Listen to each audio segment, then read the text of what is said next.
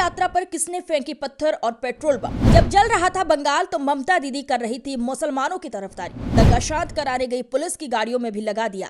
उत्तर प्रदेश, बिहार, पश्चिम बंगाल, गुजरात, कर्नाटक, महाराष्ट्र, ये उन राज्यों की लिस्ट नहीं है जहां कोरोना फैल रहा है। ये वे राज्य हैं जहां रामनवमी के मौके पर नफरत का वायरस फैला हुआ है। और भी इलाके होंगे जहां की बात मीडिया की सुर्खियां नहीं बन पाई। लोगों में इस कदर नफरत भर चुकी है कि हिंदू नागरिकों को आने वाले त्योहार को शांति से मनाने जैसी मूलभूत स्वतंत्रता भी हासिल नहीं है। रामनवमी के दिन बंगाल का हावड़ा हो या बिहार का नालंदा, महाराष्ट्र का औरंगाबाद हो या गुजरात का वडोदरा, भगवान राम की यात्रा इन दंगाइयों का निशाना बनी।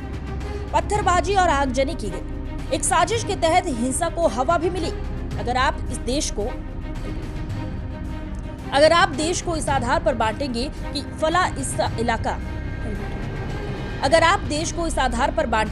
कि फला इलाका मुसलमान धर्म के लोगों का है और अपने इलाके में दूसरे को आने से रोकना है, तो इस मानसिकता के लोग ही ऐसी हरकतें करते हैं। इस बार तो सबके चेहरे भी दिख रहे हैं, पहचाना जा सकता है कि ये दंगाई कौन है। महाराष्ट्र के कम से कम 3 हिस्सों मलाड, जलगांव और औरंगाबाद से हिंसा की खबरें आई। छत्रपति संभाजी नगर में राम मंदिर पर पत्थरबाजी और आगजनी हुई। 13 गाड़ियां फूंक दी गईं। पुलिस पेट्रोल से भरी बोतलों के आगे बेबस नजर आई। पुलिस के मुताबिक कम से कम 12 लोग, जिनमें 10 पुलिस वाले भी शामिल हैं, घायल हुए। मलाड में भी 4 कांस्टेबल समेत कई लोग घायल हुए। जलगांव की हिंसा में भी 4 लोग घायल हुए।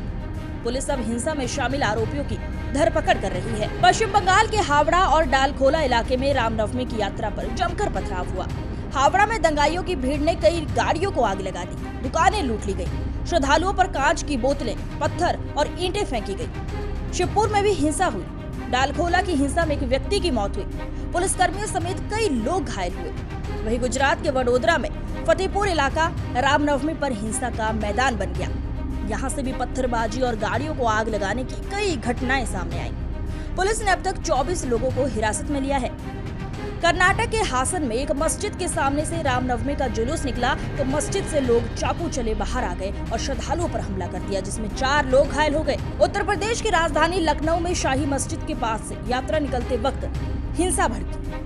यात्रा पर पत्थरबाजी हुई, जिसके बाद माहौल बिगड़ गया। पुलिस ने कहा कि तेज आवाज में म्यूजिक बजाने पर विवाद हुआ। रामनवमी पर पहली बार ऐसी हिंसा नहीं हुई है। पिछले साल भी रामनवमी पर निकले जुलूस दंगाइयों का निशाना बने थे। बात सिर्फ रामनवमी भर की नहीं है। दंगाइयों की नजर हिंदुओं के लगभग हर सामूहिक त्योहार पर है। पिछले साल हनुमान जयंती याद कीजिए। ज्यादातर राज्य यही थे जहां पर हिंसा हुई। एमपी, झारखंड, आंध्र प्रदेश समेत कम से कम 10 राज्यों में कई दिन तक छुटपुट हिंसा का दौर चला। अभी होली के दौरान भी कुछ हिस्सों में झड़पें हुई। इन हिंसा के बाद पश्चिम बंगाल के राज्यपाल सीवी आनंद बोस ने बड़ी सही बात कही। एक बयान जारी कर उन्होंने कहा कि जो लोग इस भ्रम में हिंसा का सहारा लेते हैं कि वे लोगों को धोखा दे सकते हैं, उन्हें जल्द ही एहसास होगा कि वे मूर्खों के स्वर्ग में हैं। दोषियों को पकड़कर कानून के सामने लाने के लिए प्रभावी और ठोस कार्रवाई होगी। बंगाल में जब रामनवमी यात्रा पर पत्थर और पेट्रोल बम फेंके जा रहे थे, तब बंगाल की मुख्यमंत्री ममता बनर्जी ने कहा कि रमजान का महीना चल रहा है, अगर किसी भी मुस्लिम पर हमला हुआ तो वो छोड़ेंगी नहीं। मतलब अगर हिंदू पिट रहा है तो सीएम साहिबा को कोई दिक्कत नहीं, और अगर अपने बचाव में हिंदू हाथ उठाता है तो बंगाल सरकार ही गुंडों की तरह धमकी देने लगती है कि वो छोड़ेंगी नहीं। अब ये देखना होगा कि सुप्रीम कोर्ट क्या इस हिंसा पर खुद संज्ञान लेगा या फिर नहीं। Bureau report, UPN TV.